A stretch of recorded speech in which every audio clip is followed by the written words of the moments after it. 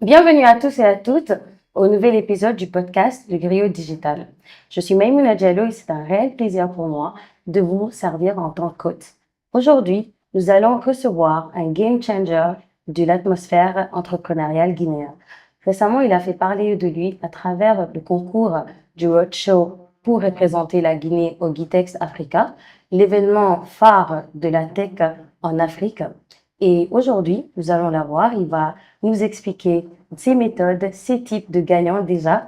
Ensuite, il va nous parler du crowdfunding en Guinée et nous parler des défis et des opportunités de ce domaine-là pour l'entrepreneuriat guinéen. Donc, permettez-moi de recevoir Monsieur Quinta Martin Luther qui va nous parler de son parcours aujourd'hui.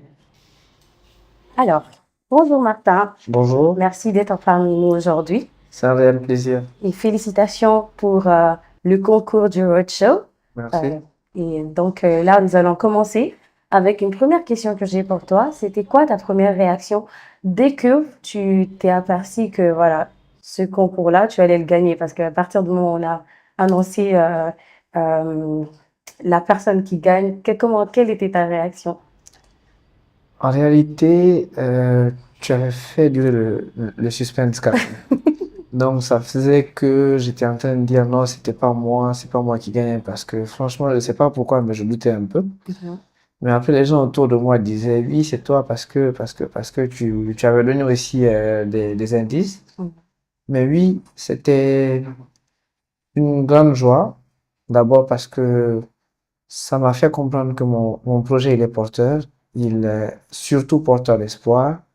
Mais également, ça me rappelle qu'il faut que je me donne encore plus pour l'écosystème guinéen.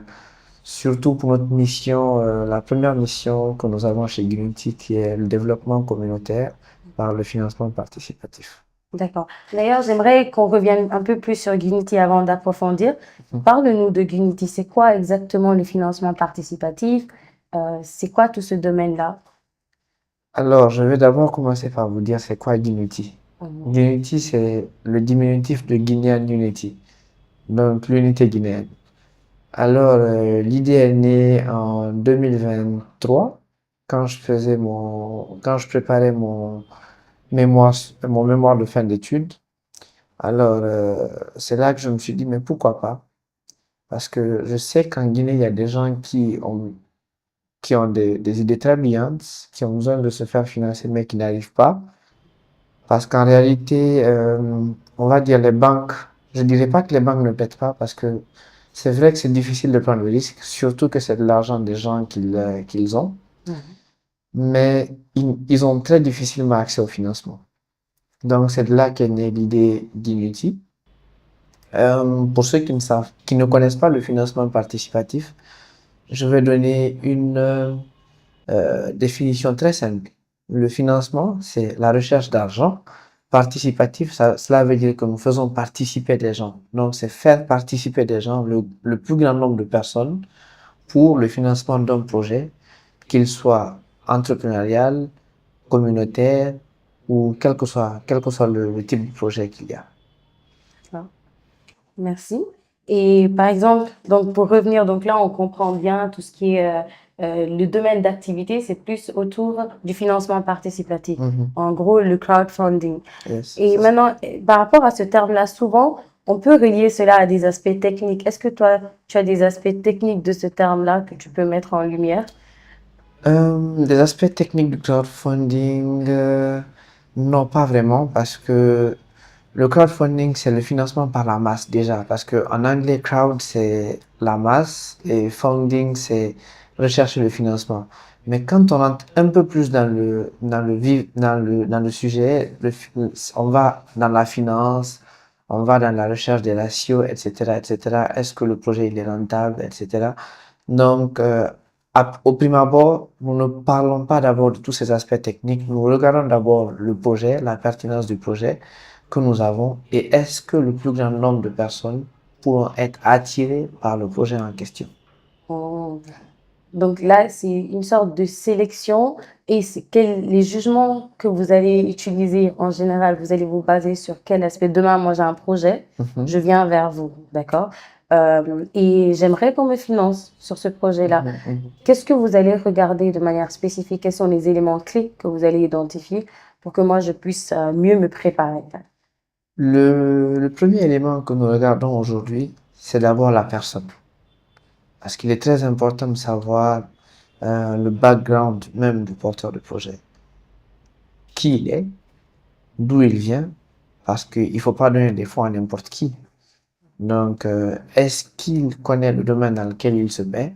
Parce que moi, je ne peux pas être financier et que j'ouvre un projet dans l'informatique, par exemple. Je ne m'y connais pas, donc ça sera très compliqué pour moi. Donc, par la suite de cela, nous voyons même le projet en lui-même. C'est quoi le domaine d'activité? Quels sont les risques liés à ce domaine d'activité? Quelles sont les chances du projet de réussir? Parce que comme tu l'as vu lors du roadshow, par exemple, il y a plusieurs questions qui se posent sur les capacités financières du projet, sur la viabilité, sur les différents ratios qui sont là, la rentabilité, quel sera le chiffre d'affaires sur la première année, quelles sont les projections sur les prochaines années et quelles sont les bases sur lesquelles ils ont les, quel est l'indicateur sur lequel ils sont basés pour dire que oui, mon chiffre d'affaires passera de X à Y les années qui suivent. Donc, il faut voir tout ça, surtout le business plan. Parce que le business plan, c'est un peu comme la carte d'identité du projet. Est-ce que le business plan est bon? Est-ce que les projections sont bonnes? Est-ce que les chiffres sont réalistes? Il y a tout cela qu'on regarde avant de pouvoir prendre un projet entrepreneurial. Maintenant, en ce qui concerne les projets communautaires, je pense que eux, ils sont beaucoup plus faciles à sélectionner parce que, en fait, le projet communautaire, lui, c'est on nous donne de l'argent et nous-mêmes d'Unity, nous prenons cet argent pour l'investir pour la construction d'un édifice dans une communauté. Mais on n'est pas sans savoir qu'il y a aussi des organismes étatiques qui régulent tout ça.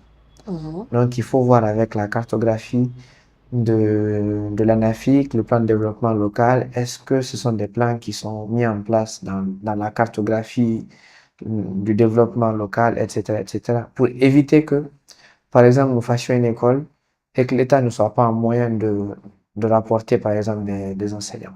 Mmh. D'accord. En fait, lorsque tu parlais tout à l'heure, parce que vraiment, je veux que ce soit le plus fluide que possible, une question m'est venue. Je vais vraiment te poser des questions Vas-y, personnelles vas-y. sur le projet qui me viennent directement. En vrai, je me demande maintenant, parce que tu as parlé de business plan, je me demande une personne qui n'a pas du tout, qui n'a pas de connaissances sur tout ce qui est business plan, la montée d'un pitch et tout ça là. Et si vous êtes face à cette personne-là demain, à quelqu'un qui n'a pas tous ces outils-là, mais qui a un projet porteur, est-ce que c'est quand même quelqu'un pour lequel vous allez prendre du temps? En mode, vous allez essayer de comprendre. Est-ce que votre mode de pitch, c'est que en français, par exemple? Parce qu'on veut quand même quelque chose à grande portée. On a beaucoup de personnes qui sont autodidactes, surtout dans le domaine de l'entrepreneuriat. Est-ce que ces personnes-là aussi sont concernées par votre solution? Nous ne sommes pas fermés. Nous sommes ouverts à tout le monde et surtout si le projet il est bon, il est scalable vraiment il est bon. Nous nous arrangerons à ce que nous puissions mettre le projet sur la plateforme. Nous avons déjà eu plusieurs personnes qui sont venues vers nous, qui n'avaient pas vraiment le bon business plan, mais qu'on a écouté, qu'on a essayé avec qui on a essayé, les gens avec qui on a essayé de travailler. Mais oui, nous ne sommes fermés à personne. Surtout si nous disons que nous voulons développer quelque chose en Guinée, pourquoi se fermer à des gens qui ne comprennent pas le français? Ça ne servirait à rien en fait. D'accord. Après, il y a un élément quand même que j'ai trouvé super intéressant dans votre approche. C'est la manière dont, c'est d'une observation, de ce que j'ai compris moi, c'est d'une observation vraiment quotidienne, du fait que, par exemple, les gens, ils vont cotiser pour construire des mosquées. Ils vont cotiser pour certains éléments spécifiques de la société, qui est venue l'idée d'Unity, en gros. Maintenant, comment est-ce qu'on peut, moi je me demande comment on peut transférer l'intérêt. Tu vois, par exemple, les gens, ils vont être euh, très ouverts à l'idée d'aller cotiser pour construire une mosquée. Maintenant, est-ce que l'engouement par rapport à construire une personne, parce que demain, les gens, nous, surtout dans notre communauté, on va voir, demain, si on met de l'argent sur le projet de quelqu'un, c'est la personne qu'on construit. On ne va pas directement voir l'impact sociétal. Comment vous arrivez à cibler les personnes qui vont venir vers vous pour mettre de l'argent? Comment vous arrivez à les convaincre par rapport à un projet, à attirer leur attention? C'est une très belle question parce que attirer les investisseurs, ça va dans deux sens. Nous, de notre côté, nous avons d'abord une base de données de personnes qui nous ont fait confiance depuis le début, qui sont là. Mais ensuite, dès que le projet est mis sur la plateforme d'Unity, sur tous nos canaux de diffusion, Facebook, LinkedIn, Instagram et TikTok, nous essayons de mettre le maximum d'informations sur le projet, sur nos différents canaux. Mais ensuite, l'autre élément qui vient en jeu, c'est le porteur de projet. Le porteur de projet aussi doit pouvoir mettre sur ces différents canaux qu'il a un projet, le projet sur lequel il est en train de travailler. Rediriger les gens vers Unity pour augmenter les chances de réussite du projet. Parce que moi, j'ai tendance à dire quelque chose aux gens. Si moi, mon entourage n'a pas confiance mon entourage n'a pas confiance en moi, comment toi, ton entourage pourra me faire confiance? Donc, c'est en soi la question qu'ils doivent se poser. Il faut d'abord que mon entourage me fasse confiance pour que les autres qui sont autour de moi me fassent confiance. Aujourd'hui, c'est un gros problème que nous avons en Guinée, le capital confiance. Les gens n'ont pas confiance au prochain. Moi, je suis là, je te connais pas, j'ai pas confiance en toi. Et c'est très compliqué. En Europe, on a réussi à démocratiser cela, mais pour le moment, dans nos pays, c'est un peu, on tire un peu à la corde, en fait. Ça va dans tous les sens. Oui, j'ai confiance, non, j'ai pas confiance, mais le taux de personnes qui ont confiance au financement participatif est très bas. Donc, c'est ce que nous essayons de faire par l'éducation de la population. Surtout depuis ces derniers temps, sur nos différentes plateformes, nous essayons de montrer aux gens c'est quoi le financement participatif, quels sont les débouchés, etc., etc. D'accord. Et quand même, je remarque quand même un aspect, je me dis, est-ce que, en quelque sorte aussi, pourquoi c'est un réel frein chez nous? C'est peut-être même la manière dont la société, elle est modelée. Nous, quelqu'un va faire un élément grave, les sanctions ne sont pas Aussi grave que aussi ça. graves que cela. On va toujours aller sur le pardon. Est-ce que ça aussi, ça joue pas dans le fait que, en termes de confiance, on préfère tout simplement ne pas aller dans cet aspect parce qu'à la fin de la journée, on sait que cette personne ne sera pas sanctionnée, elle sera sûrement pardonnée. Donc, peut-être qu'il y a aussi de l'éveil en termes de mentalité qui Effectivement. doit se faire, donc plus de sanctions lorsque quelqu'un ne paye pas ses dettes, par exemple. Et après, je sais pas comment ceci peut être mis en place, même dans votre structure à vous, si c'est quelque chose de déjà pensé. En réalité, oui, c'est pas quelque chose de pensé d'abord, mais le problème que tu es en train d'évoquer là, c'est vraiment ça. Parce que on se dit toujours, quand il gâte, il viendra me dire pardon. Et la société fait que je suis obligé de pardonner. Donc, ça fait que la pression chez le porteur de projet n'est pas aussi grande que ça doit l'être. Parce que moi, je pense que, en tant que porteur de projet, je dois me dire, oui, X m'a fait confiance, donc je dois mériter sa confiance. Mais malheureusement, c'est le cas de peu de personnes en Guinée. Là, c'est très compliqué. C'est ce qui fait que c'est très compliqué. Il y a du travail alors.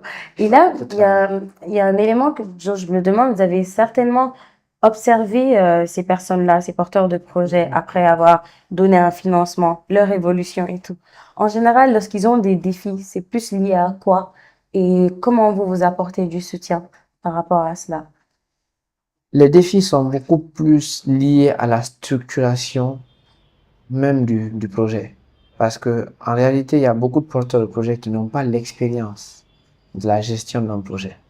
Donc, ça fait que parfois, ils sont là, ils ont de belles idées, mais ils n'arrivent pas à structurer ces idées. Donc, nous n'étant pas une entreprise d'accompagnement, nous avons essayé de signer un partenariat, pardon, avec une entreprise d'accompagnement vers laquelle nous allons diriger ces différents porteurs de projets qui ont un peu de difficulté dans la gestion de leur entreprise afin qu'on les cadre un peu, en fait, pour pouvoir gérer leurs fonds, pour pouvoir gérer l'entreprise, etc., etc. Donc, c'est plus au niveau de la structuration. D'accord. Et ça, est-ce qu'il y a des incubateurs en Guinée qui aident les gens avec ça avant même qu'ils viennent chez vous? Est-ce que vous avez connaissance de ces Oui, il y a quelques incubateurs en Guinée.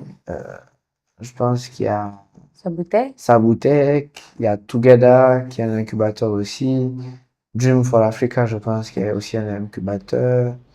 Et je pense qu'il y en a plein. Il y en a au moins 5, 6 incubateurs peut-être. Maintenant, par rapport aux méthodes de gagnant, parce que ça aussi c'est intéressant de comprendre un peu sur quoi est-ce que vous êtes basé également pour convaincre ce jury-là. Il faut savoir que le Gitex Africa, c'est quand même un très grand événement, très important en Afrique. C'est l'événement phare de la tech en Afrique. Donc là, ils vont représenter la Guinée par rapport à cet événement et c'est un jury guinéen qui les a nominés pour représenter la Guinée. Donc moi, ça m'intéresse de savoir quelles sont les méthodes que vous avez mis en avant pour séduire le jury. C'est dur le jury. Ouais. Alors, pas de méthode particulière, franchement, parce que ce qu'on a fait en amont, c'était juste de préparer le document PowerPoint, la présentation, tout et tout de Guinety. Mais en soi, le pitch en lui-même, il a été beaucoup plus improvisé. Mais il faut se dire aussi que l'histoire qui est derrière, en fait, le pitch que nous avons donné, a peut-être eu un impact sur la décision finale du jury. Parce qu'en fait, il y avait de brillants projets, de très beaux projets, mais peut-être que l'impact que ces différents projets pouvaient avoir sur la société, sur les Guinéens, était moindre par rapport au mien, à mon projet. Parce qu'aujourd'hui, imaginez que nous partions dans une communauté reculée de la Guinée dans laquelle nous faisons une école. Pendant qu'on sait qu'il y a plus de 50% de la population d'enfants en Guinée qui n'ont pas accès à l'école à moins de 8 kilomètres. C'est déjà un gros problème. Donc, imaginez que nous mettons ça dans une communauté. C'est combien de personnes que nous impactons juste par ce petit projet que nous mettons. Donc, une communauté c'est 100, 10 communautés c'est 1000, et 1000 communautés c'est 1 million de Guinéens qui sont impactés. Donc, ça va pas que dans les écoles, ça va dans les centres de santé, à mettre des forages, et plusieurs autres choses en fait. Donc, vraiment, l'impact sociétal que Guinity a aujourd'hui, c'est vraiment, je pense, le facteur clé. Ça a été vraiment le facteur clé de la réussite de speech. En effet, oui, parce qu'après, c'est vrai que j'ai l'impression que c'est un projet quand même qui est très guinéen. Il faut se le dire. Effectivement. Donc, on a eu plein de solutions qui étaient intéressantes et tout, mais avoir une solution pour les Guinéens, souvent, c'est ce qui manque dans les projets, les différents projets qui viennent ici. En fait, la question, c'est plus pour demain. Il y a beaucoup de personnes, vous êtes un promoteur de projet en réalité. Et ce qui s'est passé avec ce roadshow-là, c'est que vous avez eu à promouvoir vous aussi votre projet. Donc, c'était intéressant pour moi de comprendre en mode qu'est-ce qu'une personne demain qui vient vers vous, devrait se baser exactement sur quoi? Moi, je pense que vous avez parlé d'histoire, donc le story. L'impact social, oui. Oui, l'impact. L'impact social, le storytelling. Mais aussi, regardez, il y a combien de personnes dans la diaspora guinéenne qui envoient de l'argent par an? Est-ce que vous saviez qu'il y avait au moins plus d'1 milliard de dollars, pardon, de transferts entre la diaspora et la Guinée? Imaginez que dans ces 1 milliard, nous arrivons à utiliser ne serait-ce que 100 millions de dollars pour le développement de la Guinée. Ça pourrait faire un grand boom. En fait, la question qu'on doit se poser, c'est pas qu'est-ce que la Guinée peut faire pour les Guinéens, mais qu'est-ce que nous, les Guinéens, nous pouvons faire pour la Guinée. Les États-Unis ne se sont pas construits grâce à leur gouvernement. Les États-Unis sont construits grâce aux Américains eux-mêmes. Donc, pourquoi ne pas le faire aussi en Guinée? Il y a la Statue de la Liberté qui a été faite par la population, ça a été du crowdfunding. Il y a la Sagrada Familia qui a été faite par le crowdfunding. il y a plusieurs autres choses, en fait, qui ont été faites par le crowdfunding. Pourquoi pas en Guinée, en fait? Et déjà, en Guinée, ça existe. Récemment, il y a des membres du gouvernement qui sont partis inaugurer une route qui a été faite par des communautés. Je ne me rappelle plus c'était dans quelle localité. Mais les localités, déjà, les gens dans les communautés cotisent déjà pour faire des infrastructures. Mais si aujourd'hui nous amenons une solution pour structurer tout ça, je pense que ça serait, Je trouve que c'est c'est ce qui est génial dans la chose en fait. Donc, très les gens de la intelligent. diaspora se diront oui, je sais que maintenant, quand j'envoie de l'argent en Guinée, à Guinée, l'infrastructure pour laquelle j'ai donné de l'argent verra le jour. Et notre objectif, c'est pas que ces infrastructures durent 5, 10 ans. Notre objectif, c'est que dès que les fonds sont là, que dans l'année qui suit, l'infrastructure soit déjà prête. Super, super ingénieux. Moi, j'aimerais quand même savoir quelles sont les trois leçons clés que vous avez apprises depuis que vous avez lancé Guinity. Les trois leçons clés, moi je dirais la plus grande leçon d'abord que depuis que j'ai lancé Guinity, c'est la persévérance. Parce que la persévérance, la résilience. En Guinée, c'est pas facile, hein. Il faut être beaucoup persévérant, il faut être beaucoup résilient pour pouvoir en fait réussir dans cet écosystème qui n'est pas vraiment facile, qui est plein de défis. Donc je dirais la persévérance, la résilience, mais surtout la confiance en soi et en son projet. Mm. C'est très important. Parce que dès qu'on perd confiance en soi et en son projet, c'est fini. On n'a plus en fait ce petit truc qui nous amène tous les jours à nous lever et à partir au boulot, ce petit truc qui me dit que oui, demain ça va réussir. Et il faut que tous les jours quand on se lève, on se dise, il y a une étincelle dans la tête qui se dise oui, demain ça va être mieux qu'aujourd'hui en fait. Et c'est quoi un élément en Guinée, c'est quoi un élément qui peut être un blocus? Par exemple, vous, dans votre quotidien de tous les jours en tant Mhm. qu'entrepreneur, c'est quoi un élément qui vous embête vraiment dans vos activités? Euh, les gens sont beaucoup sur moi. Mm. On est beaucoup sur moi entre nous. Il y a beaucoup qui cherchent à profiter de certaines opportunités de l'un ou de l'autre. Donc ça m'embête beaucoup. En fait, je vois que Maïmouna a fait un projet. J'ai plus de moyens qu'elle. J'ouvre le même projet. Mm. C'est ce qui ne me plaît pas dans l'écosystème. Je pense que en étant soudés, en mettant tous les écosystèmes ensemble, nous pouvons réussir à faire de la Guinée vraiment une référence en Afrique, même si ce n'est pas la référence, mais l'une des références en Afrique en termes de start-up innovantes, en termes d'évolutivité, de connectivité, etc., etc. Mm. Je souhaite quand même qu'on revienne un peu sur votre parcours personnel également, parce que D'accord. là, on a beaucoup parlé de l'aspect Guinity, c'est super. On va parler de l'entrepreneur. Mhm. En gros, c'est quoi votre parcours, juste, donc, disons du bac jusqu'à Guinity, par exemple? Ça va vous sembler bizarre, mais après le bac, Mhm. j'ai commencé par l'architecture. Mais l'écosystème architectural n'était pas très facile parce que j'étais dans une université qui était à sa première expérience. Donc, c'était pas facile. Ensuite, j'ai changé, je suis venu en économie. J'ai fait une licence en économie ici en Guinée à Kofi. Puis, je suis allé au Maroc. J'ai refait une autre licence en comptabilité. Et après ça, j'ai fait mon master en contrôle de gestion au LITS, Ah oui. à Toulouse Business School. Donc, ça fait vraiment, c'est assez divers en soi. Justement. Ouais.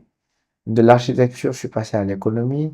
Mais l'économie euh, n'est pas très loin de la comptabilité en fait. Parce que ici, tu fais l'économie en première et en deuxième année en tronc commun. Ensuite, en troisième année, tu as une spécialisation. Ma spécialisation, c'était comptabilité. Donc, quand je suis reparti au Maroc, j'ai repris à partir de la deuxième année pour encore solidifier peut-être les bases que j'avais déjà ici. Et j'ai fait mon master en contrôle gestion. Audit. Et qu'est-ce qui vous a dit, en fait, moi, je vois mon futur en Guinée, je pense que c'est possible en Guinée de me construire ici. En réalité, j'ai jamais perdu ce truc qui me dit que c'était ici, en fait, la clé de peut-être mon bonheur, on va dire. Parce que même étant étudiant à l'étranger, je suis toujours revenu en Guinée. Et je faisais pas, ce n'est que ma première année à cause de la Covid, j'ai fait une année en dehors de la Guinée. Mais après ça, je suis toujours revenu chaque 6 mois. J'ai vu comment les choses évoluaient, j'ai vu un peu ce que les gens faisaient. Donc je me suis dit, mais ce que je veux faire en fait, c'est au lieu d'essayer de changer le pays, les autres pays, pourquoi ne pas essayer de changer chez moi en fait? Donc c'est ce qui a été mon leitmotiv pour revenir en Guinée. D'accord. Et si demain vous étiez, donc maintenant on va revenir un peu Guinity encore. Si vous avez demain un entrepreneur en face de vous qui souhaite se lancer, qui souhaite lancer un projet et que vous pensez quand même c'est quelqu'un, vu que vous avez déjà parlé de l'aspect où vous regardez d'abord la personne en face de vous. Est-ce que c'est une personne de confiance? Déjà, il y a ce problème qui est fondamental ici. Comment faire confiance à une personne? Donc là, et vous pensez que c'est quelqu'un à qui vous pouvez faire confiance et son projet, il vous semble promoteur. Quel conseil lui donnerez-vous par rapport à la recherche de financement pour son projet? D'abord, la première source d'argent, c'est la famille, l'entourage.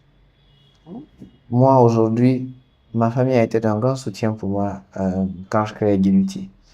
Donc, sans eux, je pense que peut-être j'aurais pas réussi.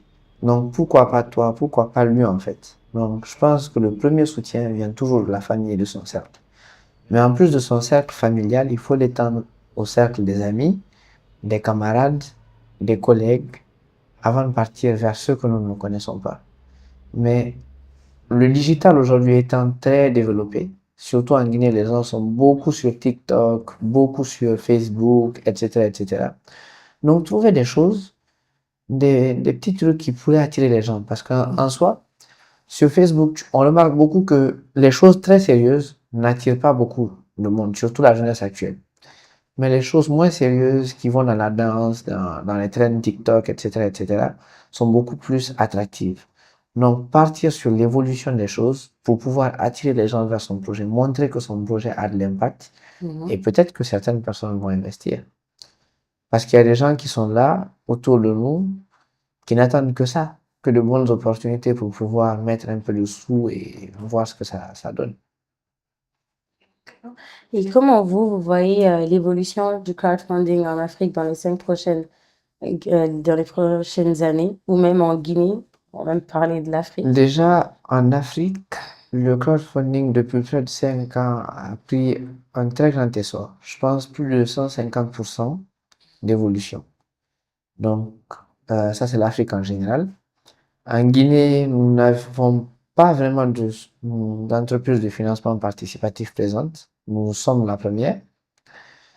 Euh, mais je pense que de plus en plus, les gens vont s'imprégner euh, du principe du financement participatif qui est vraiment vaste. Il y a beaucoup de types de financement participatif que l'on peut faire. Il y a une entreprise qui peut se spécialiser dans le prêt, une autre qui va se spécialiser dans les prises de participation, une autre qui va se spécialiser dans le don. Nous ne sommes pas fermés, nous sommes ouverts à tous les écosystèmes, mais beaucoup plus maintenant, nous allons rentrer dans le développement communautaire, beaucoup plus que dans les autres types de financement participatif.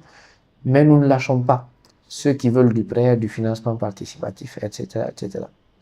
Donc, je pense que dans les prochaines années, si la tendance continue comme ça pourrait, oui, prendre un certain essor parce que peut-être grâce à nous, grâce à d'autres personnes qui viendront sur le marché, les gens pourront s'imprégner et le financement participatif va commencer à avoir un essor petit à petit. Déjà en Côte d'Ivoire, ça existe. Au Nigeria, ils le font. Mais pourquoi pas chez nous? La campagne de Diomaye Faye, de certaines sources que j'ai eues, ça a été les fonds de sa campagne ont été levés via le financement participatif. C'est les populations qui ont cotisé pour sa campagne. Alors, si ça marche au Sénégal, pourquoi ça ne peut pas marcher en Guinée? J'avoue. Et vous, c'est quoi votre... donc, vous êtes plus aspect financement communautaire, donc l'accompagnement communautaire. Mhm. Pourquoi? Pourquoi ce choix? Une petite anecdote. Je suis allé récemment à Dalaba, à Phuket, pour une action avec le Rotaract. Dans cette action, on devait faire consulter 800 personnes. Mais finalement, nous en avons fait 1000. Mais imaginez-vous la joie qu'on ressent quand nous voyons des gens qui n'ont pas les mêmes moyens que nous, qui n'ont pas eu la même chance que nous, de recevoir des soins, de recevoir une consultation gratuite. C'est en fait un espoir parce que, en réalité, il y a des gens qui sont là, qui n'ont pas les moyens, qui ont de graves maladies, Mhm. qui n'arrivent pas à les diagnostiquer vite. Mais nous sommes venus avec cette solution de consultation. C'est vrai que on n'offrait pas des médicaments pour tout le monde, c'était des médicaments génériques, paracétamol, etc.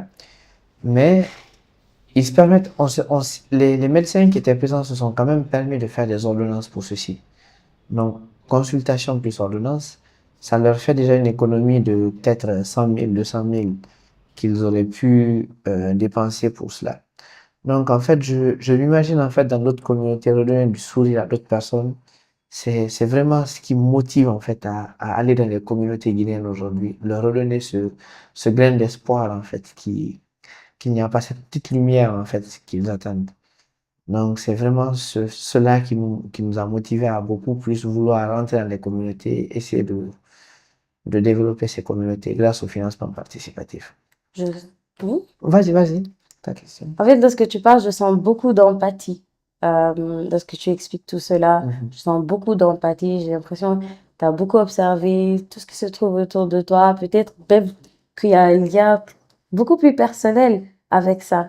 Dans l'enfance, je sais pas, peut-être une anecdote liée à cela. Peut-être tu voyais des enfants et tu te dis, c'est dommage qu'ils puissent pas avoir les mêmes opportunités. Parce que je trouve, quand tu l'expliques, je vois beaucoup de l'empathie. C'est que tu prends du recul et tu as de l'empathie pour ces personnes-là et tu veux qu'ils aient le même type d'opportunité. Tu comprends la souffrance qu'il y a derrière, pourquoi ça n'adhère pas, pourquoi ils n'arrivent pas à aller à bout. En gros, il y a beaucoup de personnes qui vont être plus sur le jugement.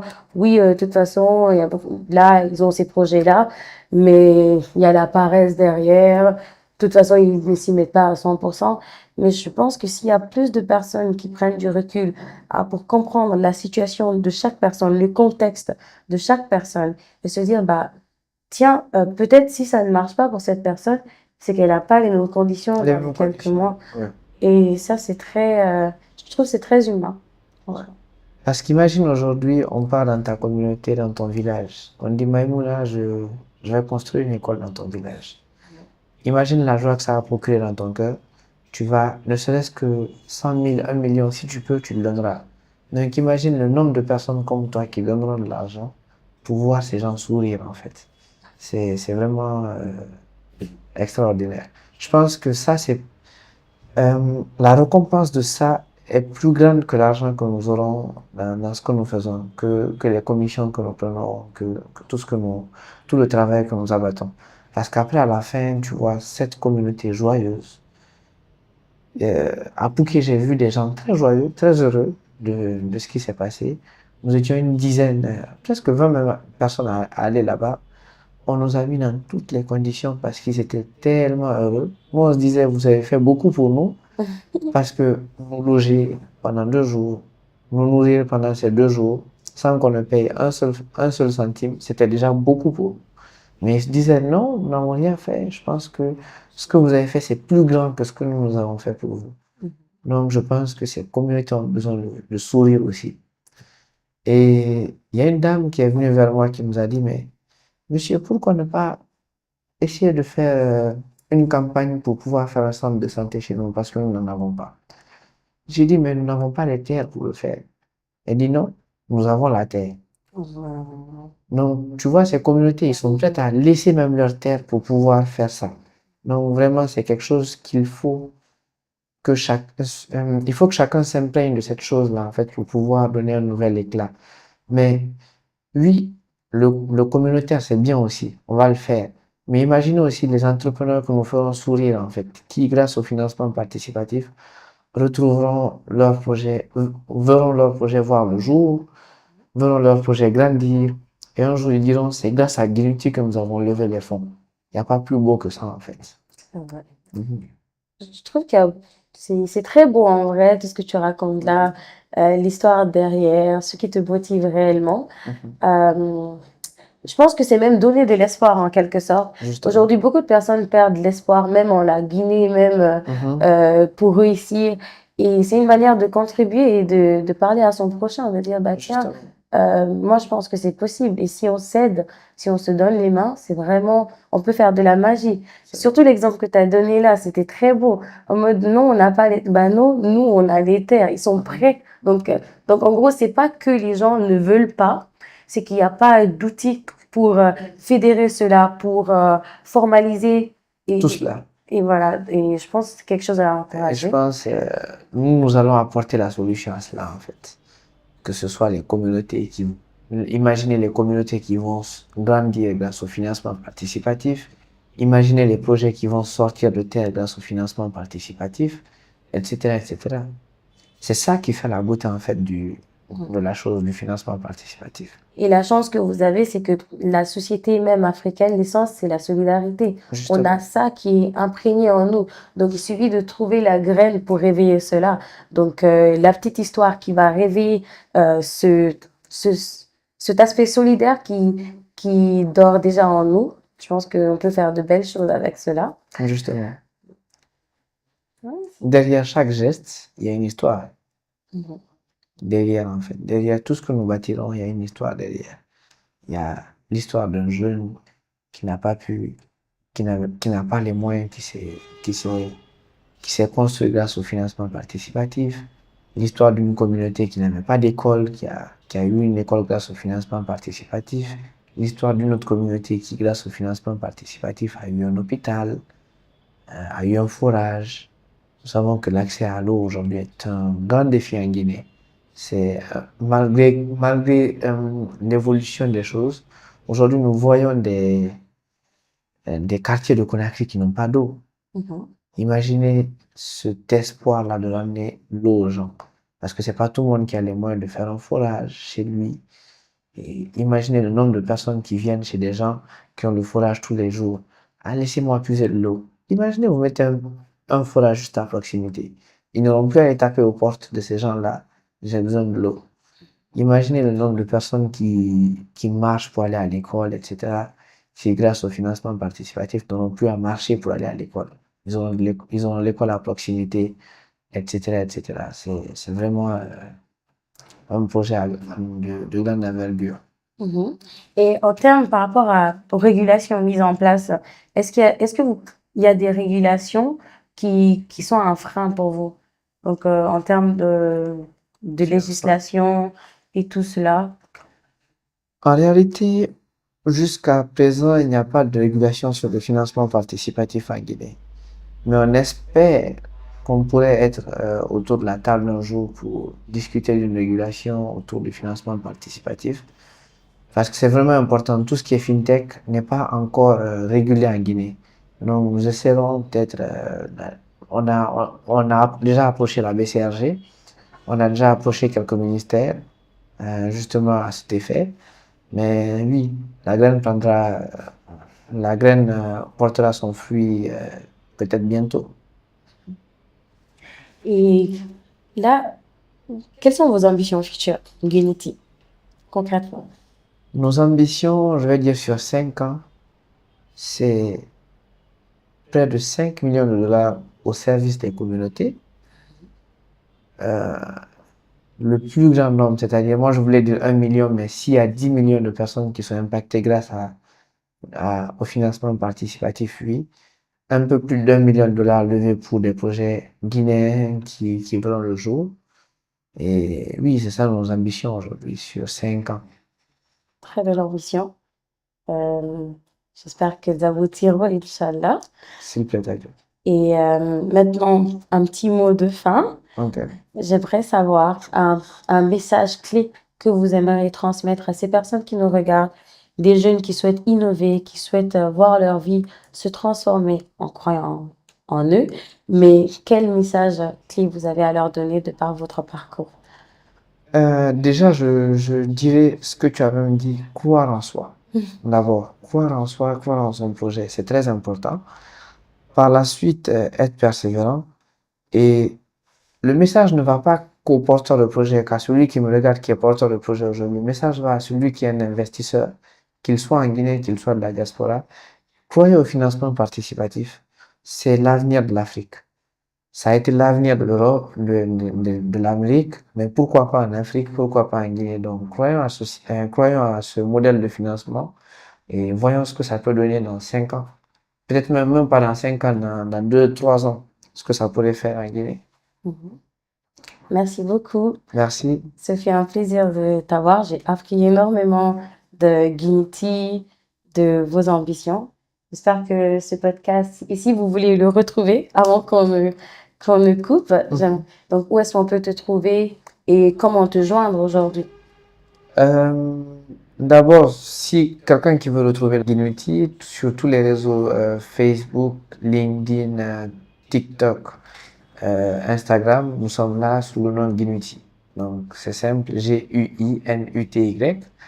Ensuite, sur tous les réseaux, Facebook, Martin Keita, Instagram Martin Luther Keita et aussi LinkedIn Martin Luther Keita pour ceux qui veulent me retrouver et me contacter.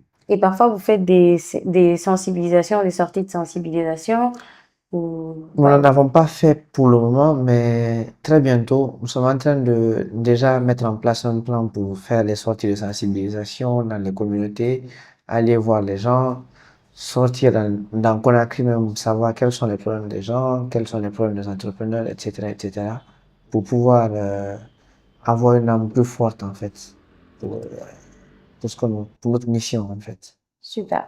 Merci beaucoup, Martin. Merci. Donc, c'était notre troisième épisode du Griot Digital. Vous pouvez nous retrouver sur Facebook, TikTok, Instagram avec Nimba Hub. Maintenant, nous sommes sur Spotify sous le nom de Griot Digital. Si ce podcast vous a plu, abonnez-vous et surtout laissez-nous des commentaires pour savoir comment on peut s'améliorer et vous servir mieux, vous rapporter des guests. Et voilà. Merci beaucoup.